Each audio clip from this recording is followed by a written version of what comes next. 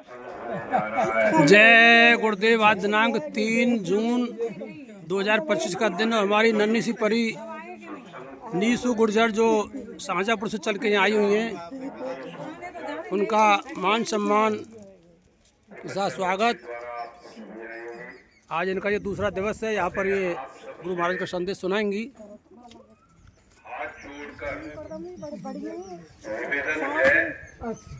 गुरु महाराज ने कहा था एक समय कि मैं आपकी पूजा नहीं करा दूं तो मुझे बाबा जी मत कहना। तो ये देखिए घर घर पर हमारे सत्संग प्रेमी जो होते हैं सभी का स्वागत सम्मान।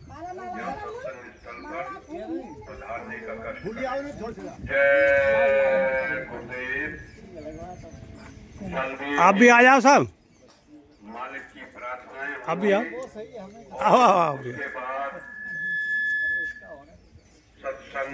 प्रारंभ हो जाएगा। माला पहनाकर बहन जी का स्वागत सम्मान। बहुत ही अच्छा समय। प्रेमी से प्रेमी मिलता है तो स्वागत सम्मान होता है।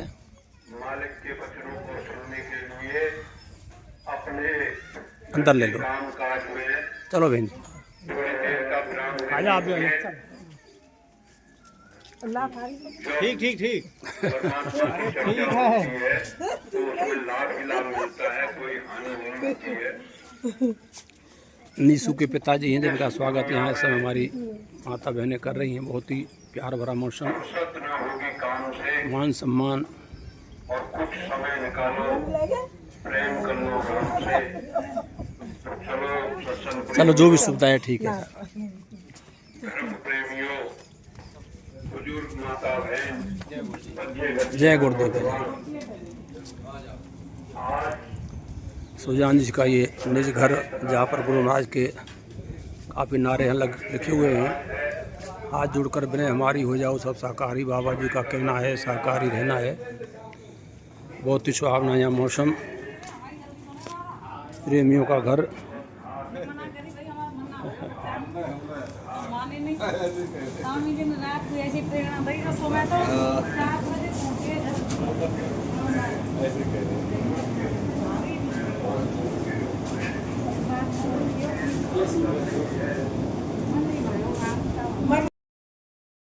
जिन्होंने ये नाम दिया, जैसा कि हमारे धर्म ग्रंथों में कहा गया, श्री रामचरितमानस में वर्णन किया गया कि कलयुग केवल नाम धारा, अश्वमेर सुमेर जन उतर ही पारा। कि कलयुग में केवल नाम को ही आधार बनाया गया। नाम मात्र के स्मरण से ही आपकी जीवात्मा का कल्याण होगा और कुछ भी करने की आवश्यकता नहीं। और वो कौन सा नाम है कि नाम रहत संतन आधीना, असंत बिना कोई नाम न चीना। संतों के आधार से जो नाम मिलेगा उसी नाम से आपकी जीवात्मा का कल्याण होगा। तो उसी प्रकार वर्तमान में बाबा जी परम संत सम्मित रूप धारण करके आए और ये जय गुरुदेव नाम दिलाया, जो समय का नाम है। बाबा जी ने ये नाम दिया और कहा ये मेरा नाम नहीं है, ये जय गुरुदेव नाम बाबा जी का नाम नहीं है। जय गुरुदेव नाम परमात्मा का, जय गुरुदेव नाम प्रभु का, उस नामी महाप्रभु का है जो सबका सृजनहार है। बाबा जी का ये नाम है। उन्होंने कहा कि मैं जिस किराए के मकान में रहता हूँ, इस शरीर का नाम तो जिन्होंने श्री रामचरितमानस की रचना की गोस्वामी, उसके आगे का जो नाम है वही बाबा जी का नाम है। वही बाबा जी का नाम है, इनका वास्तविक नाम वही है। कहा जय गुरुदेव नाम तो मैंने जगाया है, ये उस प्रभु का नाम है जो सबका सृजनहार है। और साथ ही साथ बाबा जी ने एक आवाज लगाई कि कलयुग में कलयुग जाएगा और कलयुग में सत्युग आएगा। तो ये कोई छोटी मोटी बात नहीं। कलयुग की अवधि अभी पूरी नहीं हुई, मात्र पहला चढ़ी हुआ 5,500 वर्षों का।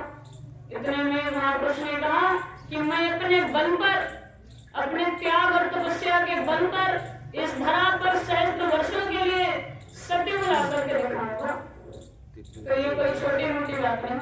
जिस प्रकार हमें पता है कि अभी दोपहर का समय है और थोड़ी देर बाद शाम होगी, लेकिन इतने में कोई आकर कहने लगे कि मैं शाम होने से पहले सुबह करके दिखा दूं, तो ये किसी की बस की बात है। ये काम नहीं इंसान का, ये काम है प्रभु का। उसी प्रकार कहा कि कलयुग के चलते ही मैं बीच में सहस्त्र वर्षों के लिए सत्युग ला करके दिखाऊंगा। युग परिवर्तन की बात कही। परिवर्तन तो सृष्टि का नियम है कि एक के बाद एक युग आएगा अपनी समय सीमा के अनुसार। लेकिन बाबा जी ने क्या कहा कि कलयुग के चलते ही बीच में सत्युग लाने की बात कही। वैसे तो समय के अनुसार जितनी कलयुग की आयु है वो पूरी हो जाने के बाद तो सत्युग आएगा, लेकिन कलयुग के चलते ही बीच में 1000 वर्षों के लिए सत्युग लाने की बात कही। तो ये बड़ी बात है कि सहस्त्र वर्षों के लिए इस धरा पर सत्युग ला करके दिखाऊंगा। तो इतनी बड़ी बात इतने बड़े जन समुदाय के समक्ष कोई साधारण सा व्यक्ति तो नहीं कह सकता।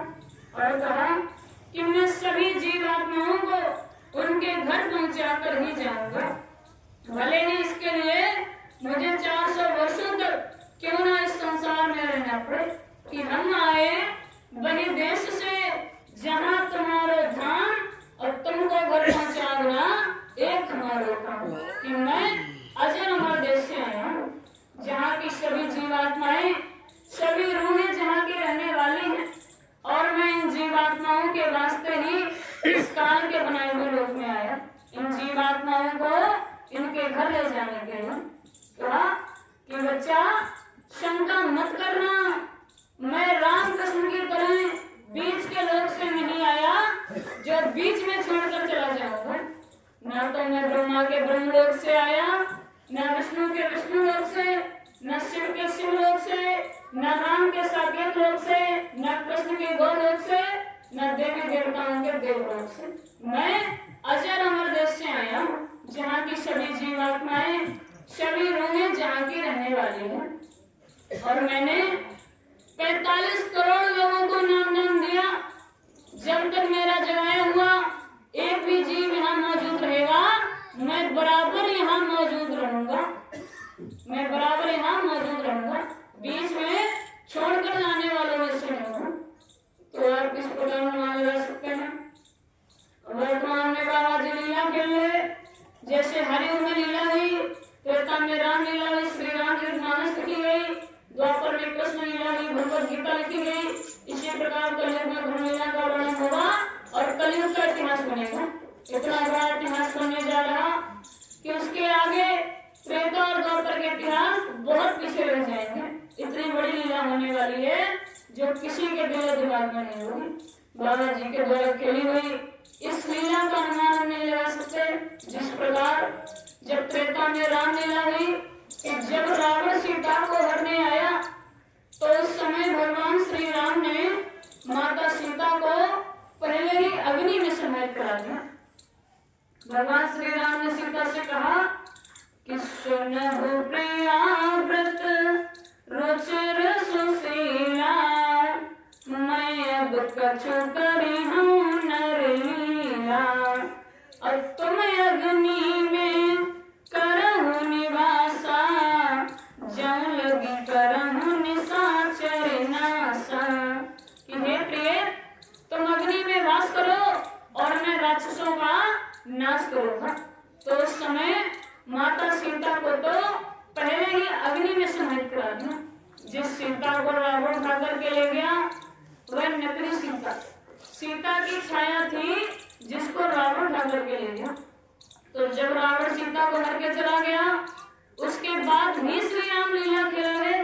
वे पशु पक्षियों से पूछ रहे, वे पशु पक्षी जो बोल भी नहीं सकते, उनसे श्री राम कहते हैं कि हे खग मृग है मधुकर श्रेणी, और तुम देखी सीता मृग नैनी। खरगोश और हिरणों से पूछ रहे कि मेरी सीता को कहीं किसी ने देखा है। इस प्रकार की लीला त्रेता में भगवान श्री राम के लिए पशु पक्षियों से पूछ रहे। वो पशु पक्षी जो बोल भी नहीं सकते, उनसे श्री राम कहते हैं कि हे खग मृग है मधुकर श्रेणी, और तुम देखी सीता मृग नैनी। कि मेरी सीता को कहीं किसी ने देखा। इस प्रकार की लीला भगवान श्री राम ने खेली, और उनके द्वारा खेली हुई इस लीला को उनके साथ रहने वाले उनके भाई लक्ष्मण, जिन्हें शेषनाग का अवतार कहा जाता है, अवतारी शक्ति होने के बावजूद भी लक्ष्मण नहीं जान पाए। गोस्वामी जी ने श्री रामचरितमानस में कहा कि लक्ष्मण हुए मरम नहीं जाना, अब जो कछु चरित रचा भगवाना। कि लक्ष्मण भी उस रचना को नहीं जान पाए जो उस समय भगवान राम ने की, अवतारी शक्ति होने के बावजूद, और हर समय भगवान श्री राम के साथ रहते थे, फिर भी लक्ष्मण नहीं जान पाए। तो हमारा तो तुच्छ प्राणी है, कोई अवतारी शक्ति तो नहीं है, तो वर्तमान में जो लीला बाबा जी खेल रहे उसका अनुमान किस प्रकार लगा सकते हैं? कुछ नहीं कर सकते, केवल समय का इंतजार कर सकते हैं। इसी प्रकार द्वापर में कृष्ण लीला हुई कि जब श्री कृष्ण का जन्म हुआ उस समय उनके माता पिता जेल की काल कोठरी में बंद थे, उनके हाथों पैरों में बेड़ियां पड़ी हुई थी, द्वार पर ताला लगा था, बाहर पहरेदार खड़े थे। लेकिन जब श्री कृष्ण का जन्म हुआ उस समय मानो समय ही रुक गया, किसी को कुछ पता नहीं चला। द्वार पर लगा हुआ ताला अपने आप खुल गया, हाथों पैरों में पड़ी हुई बेड़ियां अपने आप खुल गई, पहरेदार सो गए। श्री कृष्ण के पिता उनको टोकरी में रखकर यमुना नदी को पार करते हुए नंद बाबा के यहाँ छोड़ आए। इतने समय में किसी को कुछ भी नहीं पता चला, नंद बाबा के यहाँ छोड़ आए और उनके घर में जन्मी बच्ची को उठा कर ले आए। जब वापस आए तो जेल के द्वार अपने आप बंद हो गए, ताला अपने आप लग गया, हाथों पैरों में बेड़ियां अपने आप पड़ गई और पहरेदार खड़े हुए, किसी को कुछ भी नहीं पता चला। इस प्रकार की लीला द्वापर में श्री कृष्ण ने की, उनके द्वारा खेली हुई इस लीला को उस समय कोई नहीं जान पाया। तो वर्तमान में जो लीला बाबा जी खेल रहे उसका अनुमान आप और किस प्रकार लगा सकते हैं? कुछ नहीं कर सकते, केवल समय का इंतजार कर सकते हैं कि समय पर बाबा जी आएंगे, समय पर बाबा जी आएंगे। उनके द्वारा कही हुई एक भी बात दर्शक होने वाली नहीं है। उन्होंने कहा कि बच्चा, यदि मैं तुम्हारे बीच में भी मौजूद होगा तब भी तुम मुझे नहीं पहचान पाओगे, मैं क्या करने वाला हूँ ये तो मेरा रोंगटा भी नहीं जानता। तो इस लीला को अनुमान आप किस प्रकार लगा सकते हैं? जिस प्रकार पांडवों को वनवास के बाद 1 वर्ष का अज्ञातवास मिला, तो अज्ञातवास में क्या होता है कि किसी ऐसे स्थान पर जाकर रहो तुम्हें कोई भी न देख पाए न पहचान पाए। तो जब पांडवों को वनवास के बाद 1 वर्ष का अज्ञातवास मिला तो समस्त भारतवर्ष में उन्हें कोई ऐसा स्थान नहीं मिला जहाँ पर वे छिपकर रह सके। तो उन्होंने क्या किया, अपना अपना वेश बदल लिया, अपनी अपनी वेशभूषा बदल ली, वेशभूषा बदलकर वहीं सबके बीच में रहने लगे और 1 वर्ष का समय पूरा किया, कोई भी नहीं पहचान पाया कि ये पांडव है। उसी प्रकार वर्तमान में यदि बाबा जी आपके हमारे बीच में भी मौजूद होंगे तब भी हम और आप उन्हें नहीं पहचान सकते। उनके द्वारा खेली हुई इस लीला का अनुमान नहीं लगा सकते। उन्होंने कहा था कि मैं परिवर्तन करने आया हूँ और परिवर्तन करके ही जाऊंगा, मेरे इस काम को ना तो कोई और कर सकता है ना ही रोक सकता है। मैं समय का इंतजार कर रहा कि जब शराब जैसे घातक नशे को कोई नहीं बंद करा पाएगा, जीवों पर होने वाली हिंसा को जब कोई नहीं रोक पाएगा तब जाकर के मैं अपना ब्रह्मास्त्र उठाऊंगा। मैं परिवर्तन करने आया हूँ, परिवर्तन करके ही जाऊंगा। जिस प्रकार जब सीता का स्वयंवर रचा गया तो महाराज जनक ने एक बहुत कदम पड़ किया कि जो कोई शिव धनुष को तोड़ेगा उसी के साथ सीता का विवाह होगा। तो जब स्वयंवर का आयोजन हुआ तो उस स्वयंवर में भाग लेने के लिए दूर दूर से राजा महाराजा आए, सभी ने अपना अपना बल प्रयोग किया लेकिन कोई भी उस शिव धनुष को हिलाकर नहीं पाया। जब सब संहार कर बैठ गए कोई भी उस शिव धनुष को हिलाकर नहीं पाया तो महाराज जनक को यह चिंता होने लगी कि ये कैसा कठिन प्रण मैंने किया कि वीर विहीन धरा हम जानी, क्या पृथ्वी वीरों से खाली हो गई, कोई नहीं बचा जो शिव धनुष को हिला सके। तो उसी स्वयंवर में गुरु विश्वामित्र भगवान राम के साथ वहां पहुंचे थे। तो जब सब प्रकार कर बैठ गए, सभी ने जब हार मान ली तो उसी सभा में गुरु विश्वामित्र खड़े हुए। उनको देखकर वहां पर बैठे सभी राजा महाराजा हंसने लगे, कहने लगे कि अभी ये भी स्वयंवर में भाग लेंगे। लेकिन उन्होंने आगे जाकर क्या कहा कि विश्वामित्र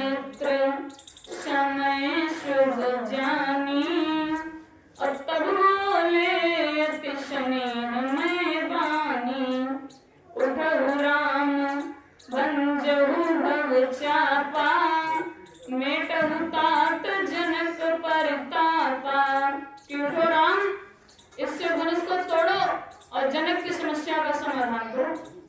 तो राम भी शंका में पड़ गए कि जब शिव धनुष को कोई हिला तक नहीं पाया तो मेरे गुरु ने मुझे आदेश दे दिया, और जब गुरु का आदेश था तो जाना था।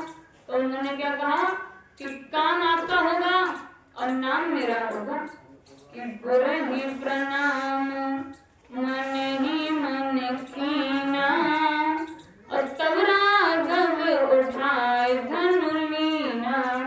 जब मन ही मन गुरु को प्रणाम किया तब जाकर के उस शिव धनुष को उठाया गुरु के बल पर। जब गुरु को मन ही मन प्रणाम किया तो उस समय विश्वामित्र ने भी समय का इंतजार किया कि जब सब राजा महाराजा थका कर बैठ गए तब जाकर के उन्होंने राम को आदेश दिया। उसी प्रकार बाबा जी ने कहा कि मैं भी समय का इंतजार कर रहा, जब शराब जैसे घातक नशे को कोई नहीं बंद करा पाएगा, जीवों पर होने वाली हिंसा को जब कोई नहीं रोक पाएगा, तब जाकर के मैं अपना ब्रह्मास्त्र उठाऊंगा। मैं परिवर्तन करने आया हूँ, परिवर्तन करके ही जाऊंगा। तो बाबा जी के द्वारा कही हुई एक भी बात दर्श उधर होने वाली नहीं है। संत वचन पलटे नहीं, पलट जाए ब्रह्मांड। और भगवान श्री राम ने भी कहा कि मोर बचन चाहे पर जाए फीका, और संत वचन पत्थर की लीका। कि एक बार के लिए मेरे द्वारा कहे हुए शब्द इधर से उधर हो सकते हैं, लेकिन संत महात्मा जो कह देते हैं वह पत्थर की लकीर बन जाता है, इधर से उधर होने वाला नहीं है। उसी प्रकार बाबा जी के द्वारा कही हुई एक भी बात इधर से उधर नहीं होगी, समय पर सब कुछ होगा। बाबा जी ने ही नहीं बल्कि बहुत से संतों ने हजारों वर्षों पहले ही लिख दिया, हजारों वर्षों पहले भविष्यवाणियां कर दी कि आगे किस प्रकार का समय आ रहा और कौन महापुरुष होंगे।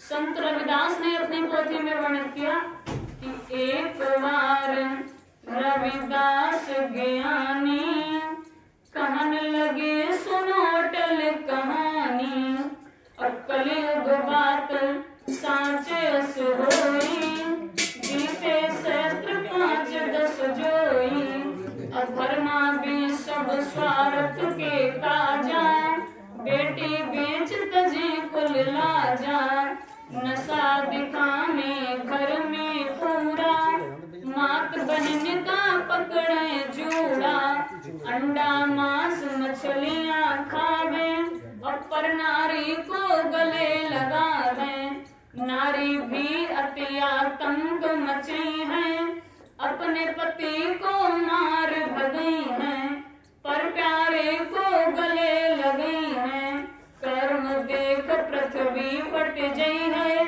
अंबर भी दरारें खई है, अति भीषण क्रांति की ज्वाला, तामे कूद पड़े मतवाला, और जब देश आजाद हो गई है, वो शक्ति जाकर छिप गई है, और भरे वेश साधु का न्यारा, गुरु नाम का करे प्रचारा, बलकल का वो वस्त्र पहनिए, साधन भजन सब से करवई है, ऐसा मंदिर एक बनी है, जो इस भूमंडल पर कहीं नहीं पाई है, पंचम कलश अनोखी मूरत, झंडा श्वेत सुरीली सूरत, गुरु नाम से सब जग जाने, उनको परम पूज्य अति माने, सत्य पंथ का कर प्रचारा, देश धर्म का कर विस्तारा, करे संगठन बन ब्रह्मचारी, उन समान नहीं कोई उपकारी, अस कही मौन भई रविदासा, विनय पूर्ण मुनि प्रेम प्रकाशा।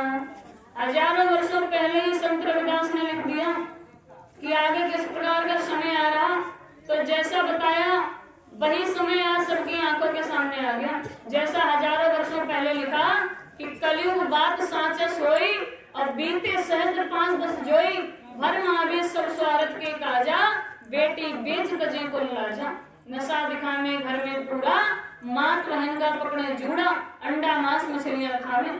यही सब आप देखने को मिलेगा।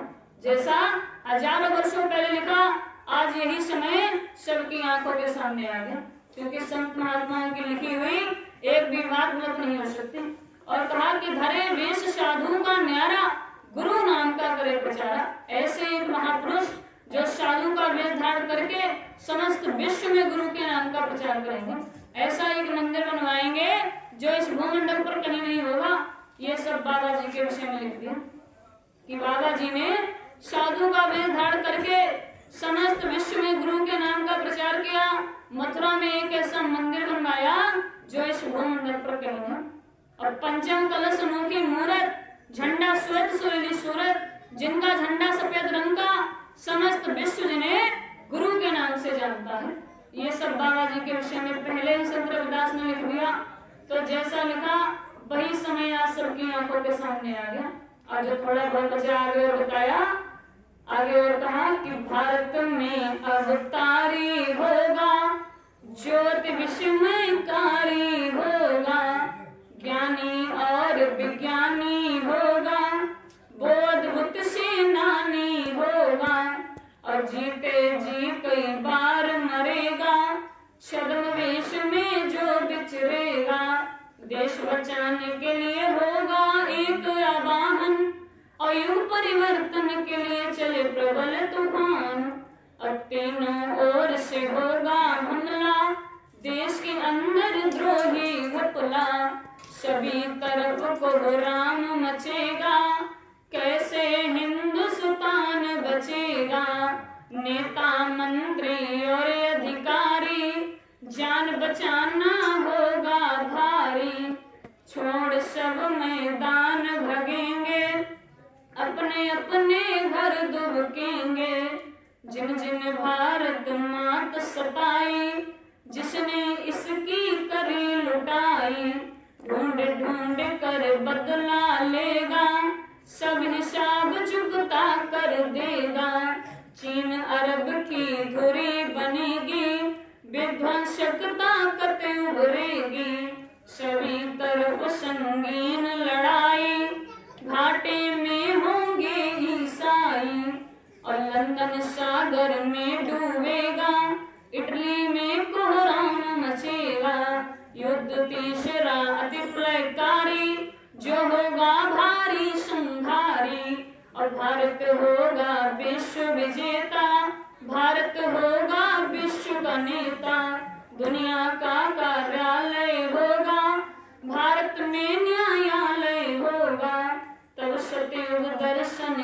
आएगा, और संत राज सुख बरसाएगा।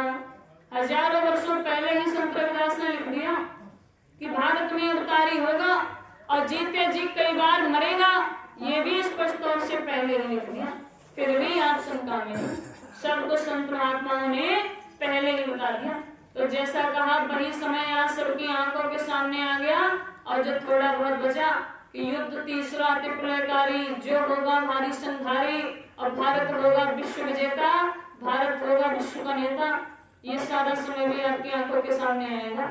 संत महात्माओं की कही हुई एक भी बात दर्शो होने वाली नहीं है, समय पर सब कुछ होगा।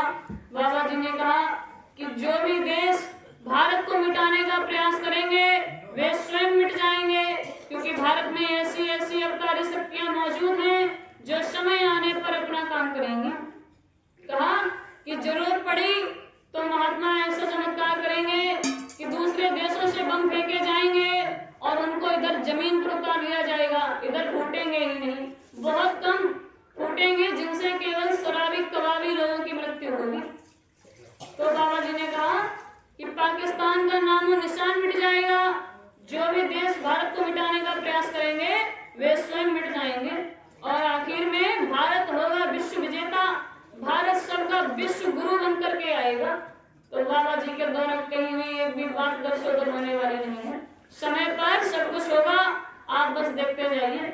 वर्तमान में जो लीला खेल रहे, इस लीला का संकेत भी उन्होंने पहले ही दिया था कि बाबा जय गुरुदेव की है जो बाणी, एक दिन सत्य होकर रहेगी, वक्त से है सभी काम होता, इसको महसूस दुनिया करेगी, हमको संदेश सतगुरु ने देकर नाम का दान सबको दिया है, गर मालिक पे विश्वास होता, क्या भजन तुम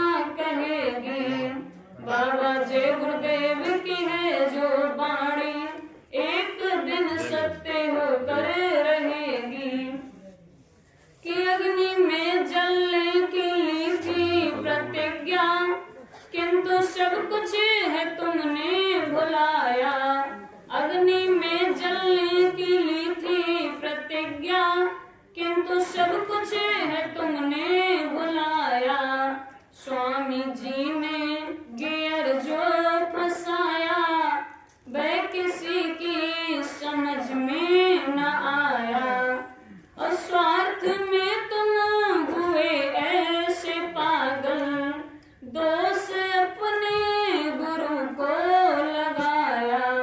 जब बाबा जी ने सब कुछ खोलकर पहले ही बता दिया कि बच्चा मैं ऐसा गियर फंसाऊंगा तुम चाहकर भी उसे निकाल नहीं पाओगे, मैं तुमसे इतनी दूर चला जाऊंगा तुम चाहकर भी मेरे पास तक नहीं पहुंच पाओगे, और यदि मैं तुम्हारे बीच में भी मौजूद होऊंगा तब भी तुम मुझे नहीं पहचान पाओगे। जब इशारों में सब कुछ पहले ही बता दिया, फिर भी आप शंका में हैं, अपने ही गुरु को दोष लगा रहे कि स्वामी जी ने गियर जो फंसाया वह किसी की समझ में न आया, और स्वार्थ में तुम हुए ऐसे पागल, दोष अपने गुरु को लगाया। भेद जिस दिन तुम्हारा खुलेगा, जिंदगी सोचो ये कैसी कटेगी। बाबा जय गुरुदेव की है जो बाणी, एक दिन सत्य होकर रहेगी। वक्त से है सभी काम होता, इसको महसूस दुनिया करेगी। आज जो भी समय सामने है, इसका संकेत पहले दिया है। लोभ माया में खुद को फंसा कर तुमने नुकसान अपना किया है। खेल मालिक ने जो है रचाया, वह समझ में तुम्हारी न आया। है मुसीबत का संकेत आगे, खौफ से सारी दुनिया डरेगी। बाबा जय गुरुदेव की है जो बाणी, एक दिन सत्य होकर रहेगी। वक्त से है सभी काम होता, इसको महसूस दुनिया करेगी। बाणी सदगुरु की घर याद रखते, मन में भटकाओ हरगिज न होता। मेरे गुरुदेव अब कब मिलेंगे, भक्तों को पड़ता न रोना। सत्य आने के पहले के हालात स्वामी जी ने ही खुलकर बताए। टाट पहने शपथ ले तपस्वी, कली दुनिया तुम्हीं पर हंसेगी। बाबा जय गुरुदेव की है जो बाणी, एक दिन सत्य होकर रहेगी। जय गुरुदेव। बाबा जी के द्वारा कही हुई एक भी बात नशों होने वाली नहीं, समय पर सब कुछ होगा। सभी संत महात्माओं ने बता दिया कि आगे कितना खराब समय आ रहा। संत सूरदास भी कहकर गए कि वे मन धीरज क्यों न धरे, उत्तर दक्षिण पूरब पश्चिम सिंध काल फिरे, वे मन धीरज क्यों न धरे। अकाल मृत्यु जगमा ही व्यापे, प्रजा बहुत मरे, और सूरदास है की ये लीला तारे नहीं करे। सभी ने बता दिया कि आगे कितना खराब समय आ रहा। संत कबीर दास भी कहकर गए कि हंसा घबराइए मत, हम फिर आवेंगे। 4 वाण 36 जाति में हम घर घर लग जाएंगे। हंसा घबराइए मत, हम फिर आवेंगे। अब काशी धाम मुक्ति का नाका ता हम यज्ञ कराएंगे, अब गुरु नाम का डंका लेकर हम शब्द का ढोल बजाएंगे। हंसा घबराइए मत, हम फिर आवेंगे। कबीरदास ने भी कहा कि ये जीवात्माओं, मैं फिर से आऊंगा और दुगनी पावर के साथ, क्योंकि कहा गया कि जितने भी संत आए, कबीरदास से लेकर अभी तक जितने भी संत आए, सभी में बाबा जी का रूप था, और वर्तमान में समृद्ध रूप धारण करके आए हैं कि बड़ी कबीर बड़ी सतनामा, सर्व संतों की हुई पहचान। सभी संतों में ही काम था, वर्तमान में समृद्ध रूप धारण करके आए। तो जैसा कबीरदास ने कहा कि काशी धाम मुक्ति का नाता ता हम यज्ञ कराएंगे। तो बाबा जी ने अपना तीसरा यज्ञ सत्य बुलाने के लिए 3 यज्ञ किए थे, उनमें से तीसरा यज्ञ वाराणसी काशी में ही किया था। जैसा कबीरदास ने कहा कि काशी धाम मुक्ति का नाता हम यज्ञ करा लेंगे, हमसा घबराइए मत, हम फिर आएंगे। तो सभी संत महात्माओं ने बता दिया कि आगे कितना खराब समय आ रहा और कौन महापुरुष होंगे जो आपको इस संकट से आने वाली समस्याओं से आपको बचा पाएंगे। एकमात्र ऐसे महापुरुष हुए, एकमात्र ऐसे परम संत हुए जिन्होंने हम जीवात्माओं को हमारे अस्तित्व के विषय में बताया। तो जब इस जीवात्मा को इसके बारे में पता चला तो ये जीवात्मा भी पूछ रही कि वो महापुरुष जो मुझे मेरे विषय में बता रहे वो कौन है, कहां से आए हैं। तो ये जीवात्मा किस प्रकार पूछती है कि ये दशरथ पूछे स्वामी से, वेद कहो तुम अपना से। सुरत अर्थात जीवात्मा, इसी को महात्माओं ने सुरत कहा, इसी को महात्माओं ने राम कहा कि एक राम दशरथ का बेटा, एक राम घट में लेटा, एक राम का सकल पसारा और एक राम है सबसे न्यारा। अर्थात एक तो वो राम है अयोध्या वासी सीतापति जिन्होंने रावण मारा था, और एक राम घट में लेटा अर्थात जीवात्मा जो घट में मौजूद है, इससे भी महात्माओं ने राम कहा। और एक राम का सकल पसारा अर्थात काल भगवान जिनका ये सारा पसारा है, उन्हें भी महात्माओं ने राम की संज्ञा दी। और एक राम है सबसे न्यारा अर्थात उस परम पिता परमात्मा को भी राम कहा गया जो सबसे अलग है। तो ये जीवात्मा पूछ रही कि वे स्वामी मुझे मेरा सारा भेद, सारा रहस्य विधि विधान से बता दीजिए। आगे ये जीवात्मा कहते हैं कि दास तुम्हारा कौन लोक में, यहाँ आए तुम कौन मौज में। कि वे स्वामी आप कहाँ के रहने वाले हैं। ये जीवात्मा बाबा जी से, स्वामी जी से प्रश्न कर रही कि हे स्वामी आप कहाँ के रहने वाले हैं, कहाँ से आप आए हैं और किस कार्य को करने के लिए, किस उद्देश्य से आप इस काल के बनाए हुए लोक में आए।